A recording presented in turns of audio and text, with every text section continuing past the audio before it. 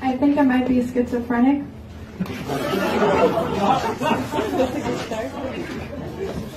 Because I smoked weed once.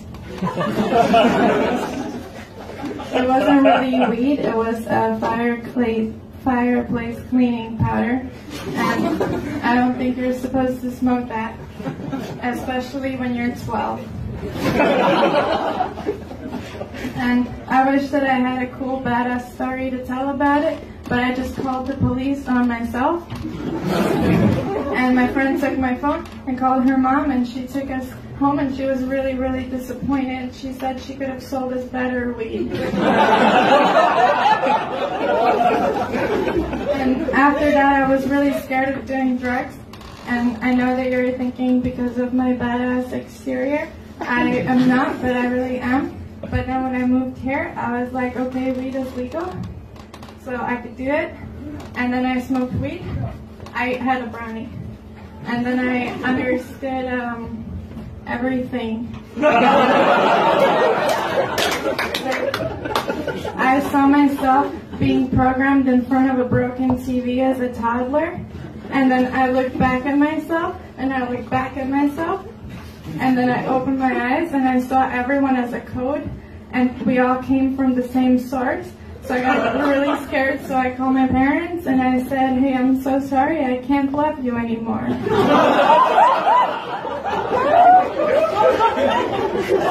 And then my dad said, hi, Marta, are you high?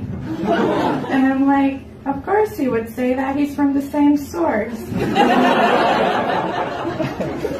But that really scared me because schizophrenia is in my genes. But what really helped me was my friend who's spiritual, and she said she doesn't believe in schizophrenia. She said that psychosis is similar to being psychic because it has the same kind of letters. But that really made sense to me because I'm 40% psychic. Even though I still get confused sometimes as to what my dad really wants from me.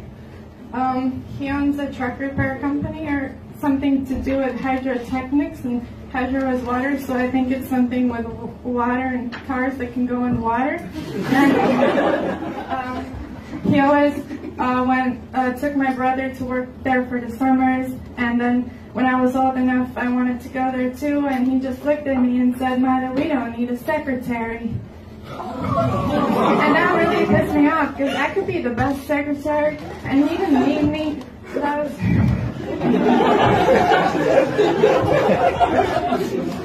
But at the same time, one time I got a flat tire, and I called him, and I'm like, Dad, how do I fix this? And he's like, it's common sense. It's easy.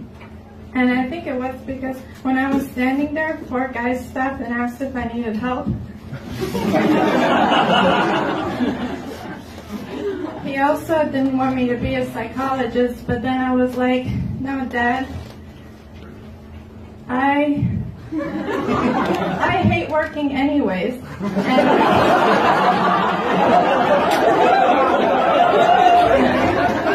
I do want to spend my life meeting people and thinking, what kind of an attachment style do they have to fit in my ambivalent thing? I think it's secure. But then he came around and he was like, okay, it doesn't matter how much money you have because you'll just marry someone who has money. And I'm really happy he believes in me in that way.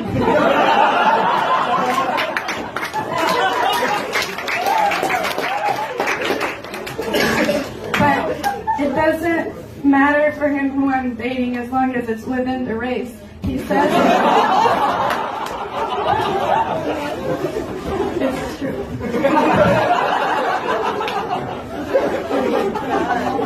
Now you made me feel reassured that it's not just me who thinks that's funny. But yeah, he says that I'll end up marrying a nice Latvian boy. And there's like a few, I'm from Latvia, some problems with that because, so there's less than 2 million people living in Latvia, then 1/3 of those are Russians, no offense, and then half of those are women. Like I could, but my dad, no.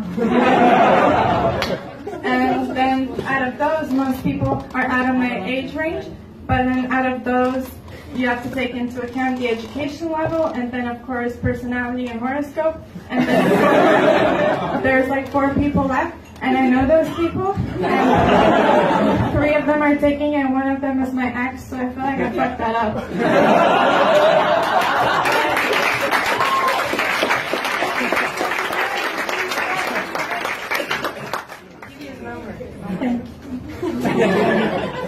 So I talk about my dad, I guess I should talk about my mom. Even though she has depression, she surprises me too sometimes. She's a math teacher in a high school, and then recently she calculated the age of my soul. And I asked her what it means, and she just smiled and she said, "I know you know." So I really don't get why I'm not taken seriously about the oldest soul in my family. But it really stuck with me because I've been thinking, am I old?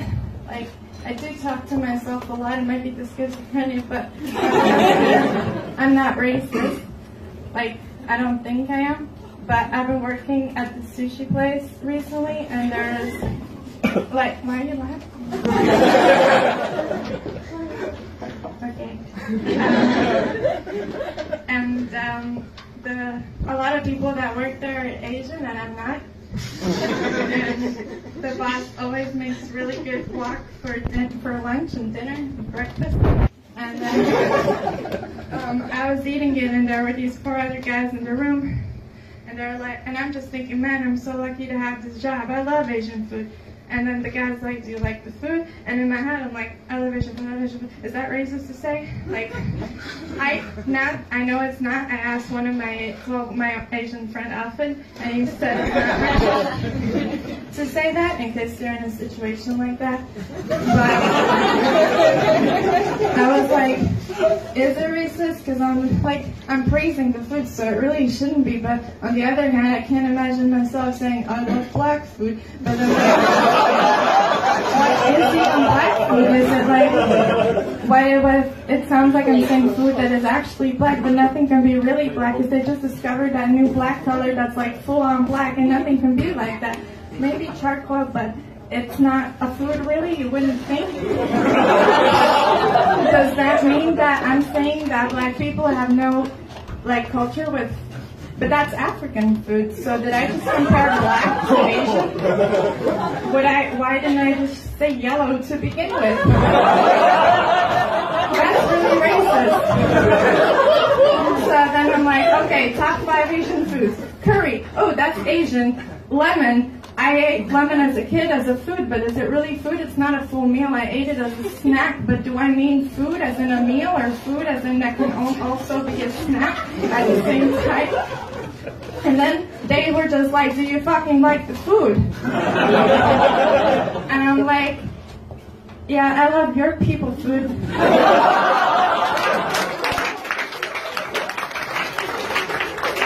I think that was like a safe bet to go with though, because afterwards they just said something in Dutch, and I think they changed the topic to astrology because they said conquer, and that's my sign.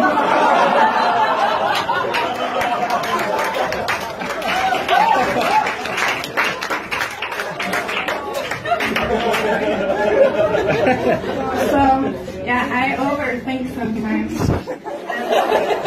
I've been told that I should go to therapy, but I study psychology, so I think I got this. So a lot of my psychology friends go to therapy, and they don't leave the best reviews. One of my friends said, "I stopped talking to my therapist. She was asking too many closed questions."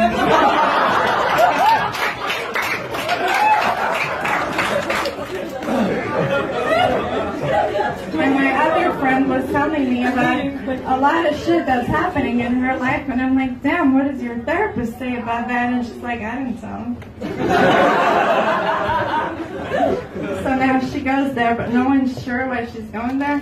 She disappears, and the therapist's like, "What's up?" "Nothing." "How are you?" "Fine." And no one knows why she's going there, but it's fine because the insurance covers it. And then my last friend, he actually called the hotline that you call for suicides, and then he talked to them, and then they said, "Well, it kind of looks like you tried everything." And that's a true story.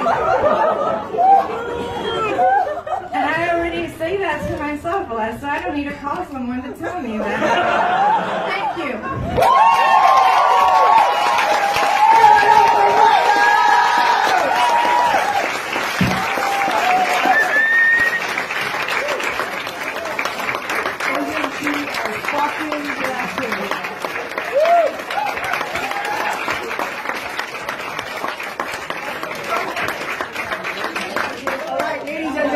This is the break. This is the 10 minutes you can use to go buy drinks or have a smoke.